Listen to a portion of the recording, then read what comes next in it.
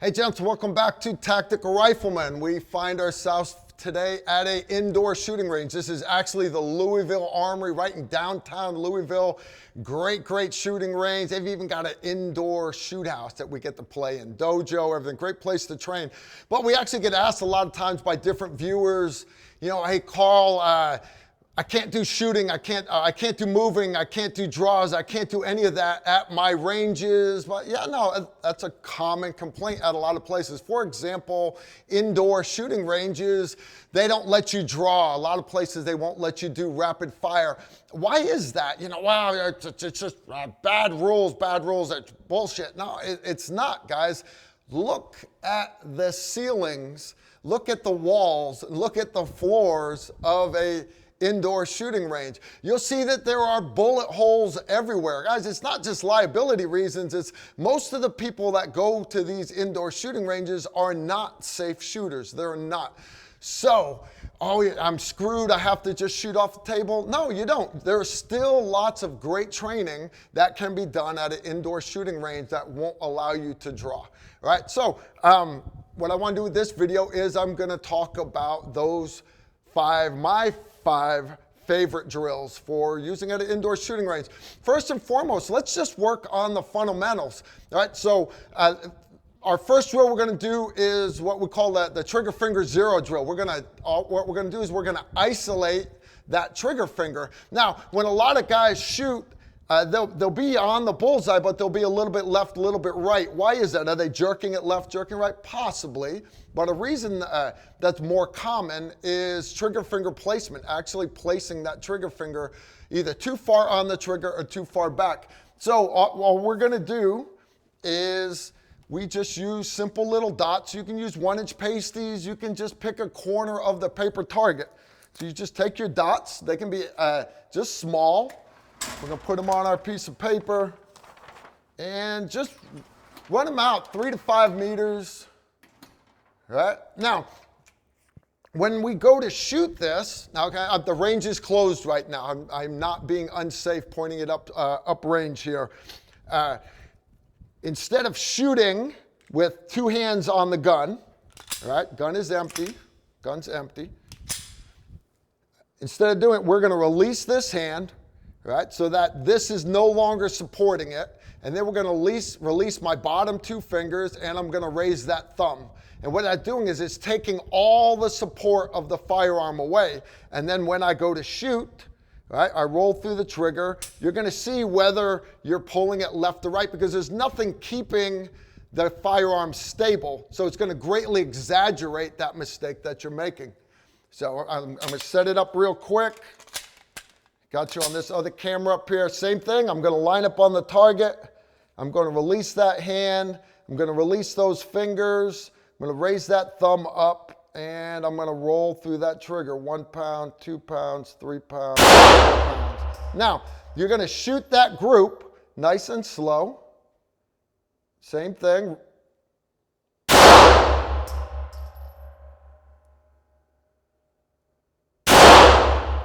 And what you're going to see is if your group is to the left, well, you probably don't have enough trigger finger on the trigger and you're pushing it to the left. If your group is to the right, you've probably got too much trigger finger on the trigger and you're actually pulling it back to the right. So after you've done 5 rounds with your strong hand, turn around, do it with your support hand, and then go back and forth. And what you'll see is you'll be able to adjust that grip right here. You're not having to do any fancy shooting, fast draws, anything, and what we're doing is we're isolating just the trigger finger. Right, now the next thing that people screw up, again, we're going back to the fundamentals, is they screw up sight alignment. So what we're going to do is I'm going to bring this target in. Our next drill, we are going to work on precision shooting. We're going to do bullseye shooting, guys. Now, a lot of people say, well, okay, you're never going to take a long pistol shot. I'll use a rifle for anything at distance. Guys, if the only firearm that you have on you is a pistol and you've got a 50-meter shot at an active shooter, brother, I'm here to tell you, you need to be able to take that 50-meter shot at that active shooter. So how do you get good at that? How do you take a 50-meter shot at a active shooter, or a 70-meter shot, or an 80-meter shot? How do we do that, guys? You practice shooting precision. Cool part about a lot of these indoor shooting ranges is you can get at 25 meters deep. I'm gonna run this puppy all the way to the back of the bus. Run it till it stops, all right? Now, the key to, again, pistol's empty. The key to precision long-range shooting is smooth trigger pull, yes, but also sight alignment. Now, all that matters is these two right angles right here and the two right angles on the front sight post. Equal height and equal light on both sides. Those sights have got to be lined up perfect. Focus on the sights, have them lined up perfect, and then roll through that trigger. And you can do large grouping drills right here. You're gonna line up, and same thing, stable, so line up and roll through that trigger. 1 pound, 2 pounds, 3 pounds.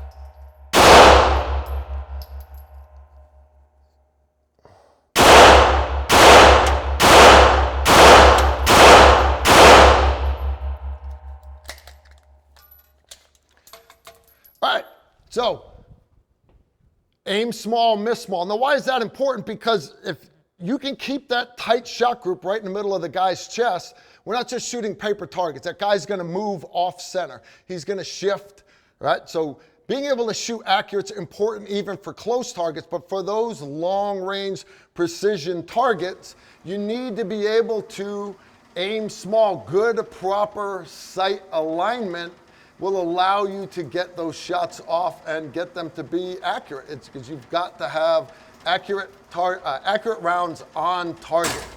Right? Aim small, miss small. All right, so the next one I want to work on, we're going to put up some more dots. I like dots.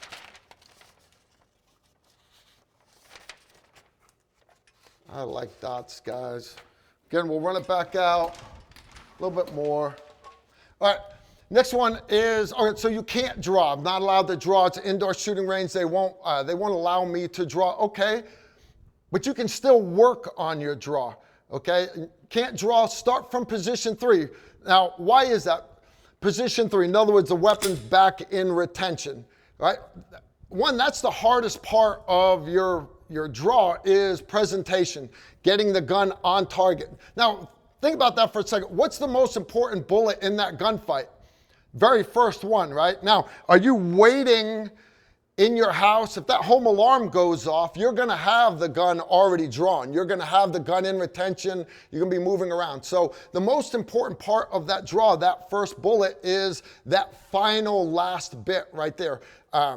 Where you're bringing the gun out onto target. That's going to be the most important part. We can work on that. Now, when guys draw, right, they need to be able to establish that good touch point, right? Position 1, establish release retention on the holster. Position 2, because if I needed to, I could shoot from right here.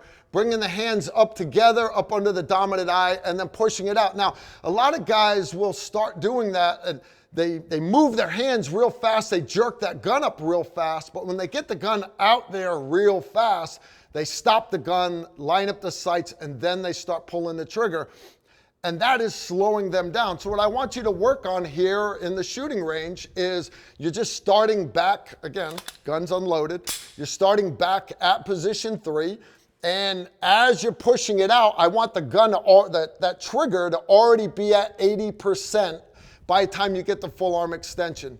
Once you get it out there, all right, you're already there, then you just need that adequate sight picture to get an acceptable hit. It doesn't have to be bullseye shooting. It just needs to be fast. As I'm pushing it out, I'm already going to 80% on that trigger. Then once I'm there at full arm extension, find minute changes to the sight picture to get it perfect. and then pull the trigger. That last little 20%, nice and easy.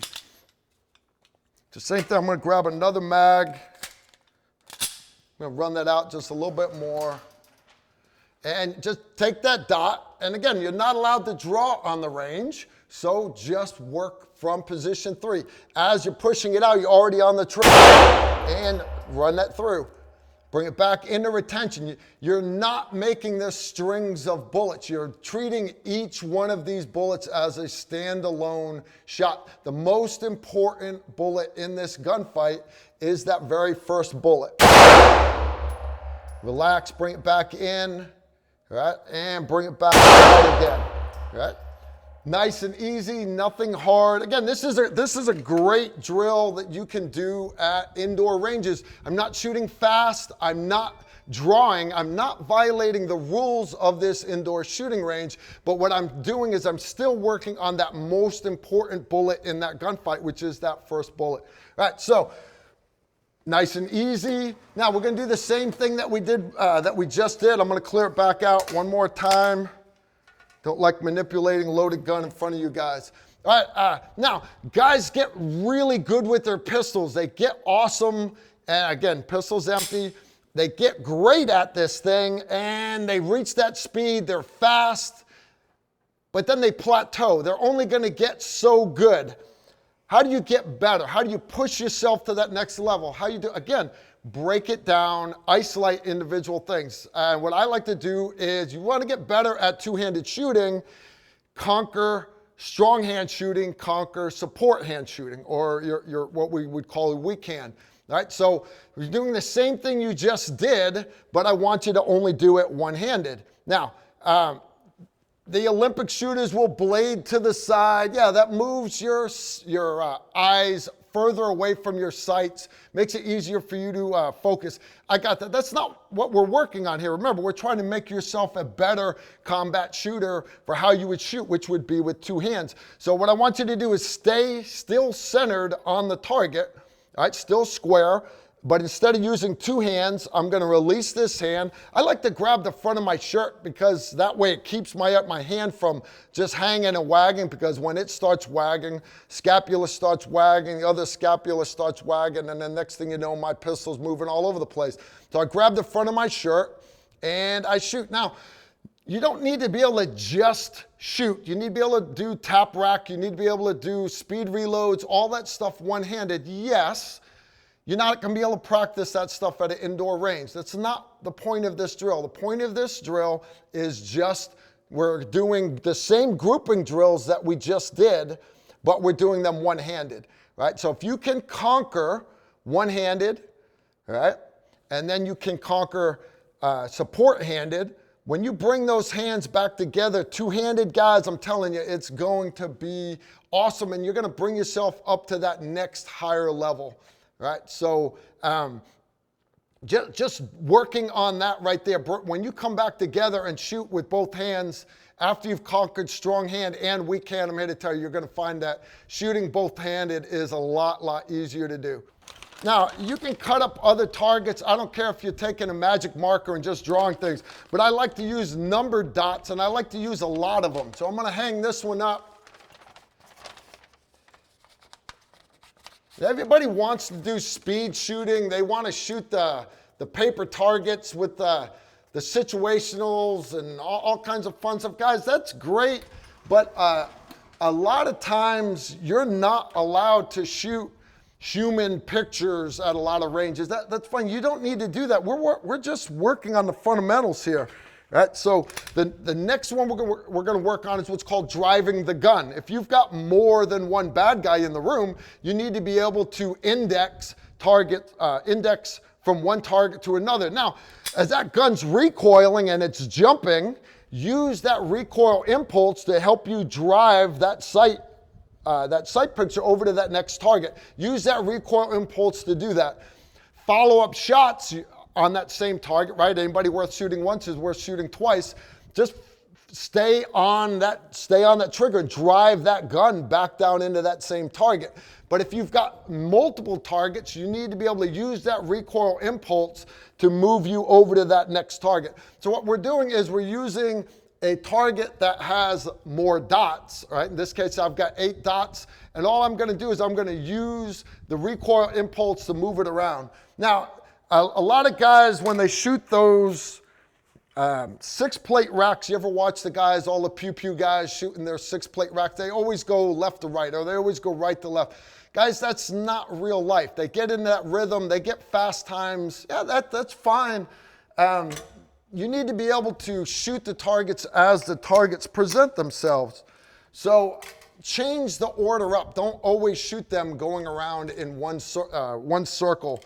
Go zigzags, change the patterns. And what you can find is you just picking, again, we'll slide these out a little bit more. Pick any order. I don't care if you go even numbers. Tap, that's good ammo already. Go even numbers, right? You can go up one side, down the other. Right, so you get the picture, right? Work your way through it and work on those split times, right? And by using that recoil impulse to move that sight picture around from one target to the next, and guys, you can work on driving that gun. Now, so guys, that's it. Those are my 5 top drills for indoor shooting range, right? Nothing hard. Follow the rules. If they won't let you draw, if they won't let you do certain things, speed shooting, that's fine. All right? It's still an opportunity for you to get out, get behind your firearm, and train with it. All right? So always make the most of your training. That's it. You know the deal. I read all the comments. Toss them below. Don't forget to subscribe. I'll see you all next time. Take care. Shoot straight.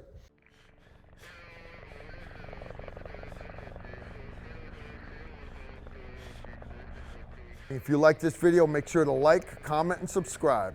Also, make sure you follow us on Facebook, Instagram, and Twitter so you don't miss out on anything.